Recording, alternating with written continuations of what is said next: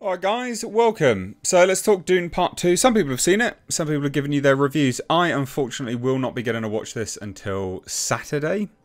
So I could either watch it Friday at midnight and not get home until like 4, which I'm not doing. Alright, I'm old. You see the white in my beard.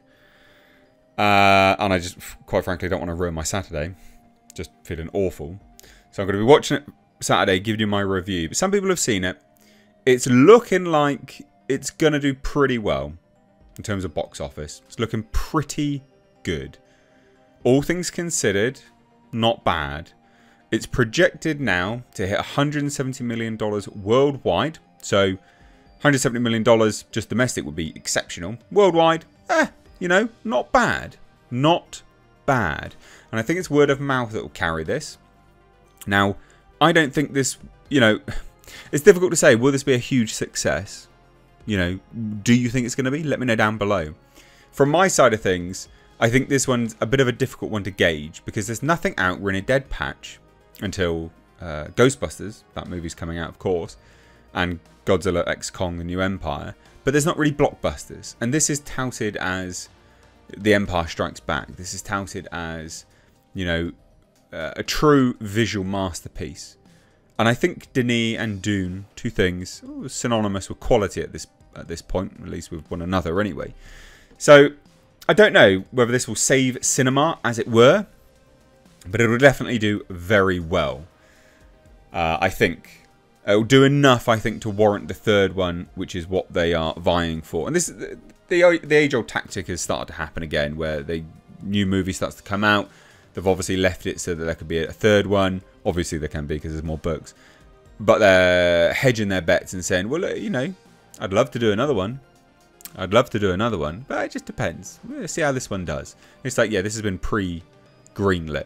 Tentatively greenlit. It's just based on the success of this film, which makes a lot of sense. So anyway, let's take a look, shall we? So Denis Villeneuve's critically acclaimed Dune Part 2. And they say this always looked likely to emerge as a bigger hit than its predecessor. I disagree, but okay. I don't think it was ever... I don't think it was always sort of predicated. It didn't always look like it was going to be a massive success, but I think people are into it for sure. But the latest box office projections suggest that the epic sci-fi sequel could have a much more impressive debut than anyone anticipated. They're trying to make this out to be like $500 million global. I mean, it's okay. It's not that good. It's fine. The numbers are fine. I am surprised with how they're trying to egg it up, though. You know? That still wouldn't have broke even at that point. So it's not... It's okay. It's exceptional. So the first movie was released during the pandemic, debuting in theatres and on streaming around the same time, which, hilariously enough, was what Warner Brothers was going to take Legendary to court for. Because, little do you know, some people know, Warner Brothers didn't make this film. Legendary made it. People seem to think it's a Warner Brothers film. They're just distributing it, guys. They didn't make it. Legendary made this film. And during the scamdemic, of course, loads of people hate me for that. During that, we had a situation where Warner Brothers was like, we're just going to put it on HBO Max. Completely circumventing all sort of potential sales as well. And Legendary were like, hold on a minute, what are you doing? We could have sold this to another company. What are you doing? That's not how this business works. This venture's not, that's not how it works. And I do think Legendary will probably distance themselves from Warner Brothers moving forwards, unless they get some good sort of, I don't know, good results from this, and another re-up on the deal is done, so to speak. So this, coupled with this over 2.5-hour runtime, led to somewhat lowered expectations, but it still managed to take in over $400 million at the global box office, which I think, you know what, I think it just scraped profit. I think it just scraped into profit, because I think they made it for something like $100 and something million, so it wasn't huge. It wasn't massive. So, yeah, not a huge budget. Now, this movie doesn't have a huge budget either. In fact, it's a $190 million budget, which, if you're looking at that, $170 million worldwide global. I mean, $190 million budget, they still would have had tax credits, because I think they filmed in Budapest. So I don't know what the tax credit system is over there, but it wouldn't be 190 million all in. If it was 190 million all in, you're looking at $380 million to break even. So $170 million very clearly shy of that. But it's a very good start. Now, obviously, they still have marketing on top of that. They didn't do a huge push marketing-wise for this. It wasn't everywhere, all over the place. So, yeah. It's an interesting one, this movie. They say this, you know, audiences are anxious to find out what happens next. Just read a bloody book. As part 2 is expected to take in between $70 million and $80 million domestically, and between $80 million and $90 million overseas for a possible $170 million opening. You know what? I do think it'll do really well. I do think it'll clean up on IMAX. This is the type of movie you watch in IMAX. It just is what you watch in IMAX.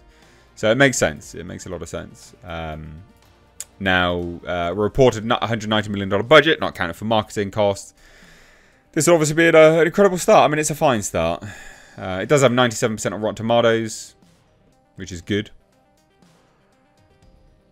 And all in all, people seem really, really hyped for it. People are looking forward to this. From people that I know that have seen it, they've said Timothée Chalamet is very good. They say everyone's very good in it, actually. There's just some subtle issues with the narrative. Not a narrative, but the narrative of the story. Not being completely cohesive. But all in all, $170 million global on a, I don't know, maybe $150 million budget if you're going to take tax credits into it. It's not bad. It's not bad. It's not a great start, but it's not bad. And a movie like this will have legs. So it should leg out. Now, on the H-Cast last night, the likes of Tom and Culture Casino, they put it down as, well, Tom thinks it's going to do over $1 billion or close to $1 billion. I think Culture thinks it's going to do something like 700 million. I don't know where I'm going to put this. I think it'll do more than the last one, but I don't think it'll do much more.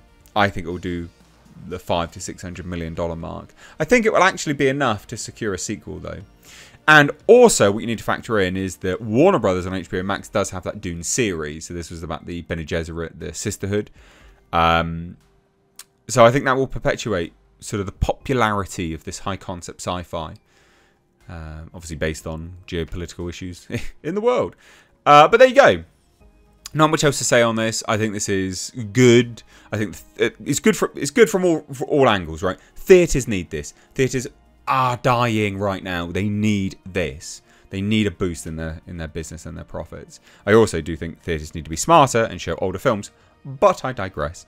This is good. This is a good thing, and hopefully it's a good movie. If you've seen it, let me know what you thought down below. If you haven't, are you excited, and do you have tickets for the weekend? Cheers, guys. Thank you so much.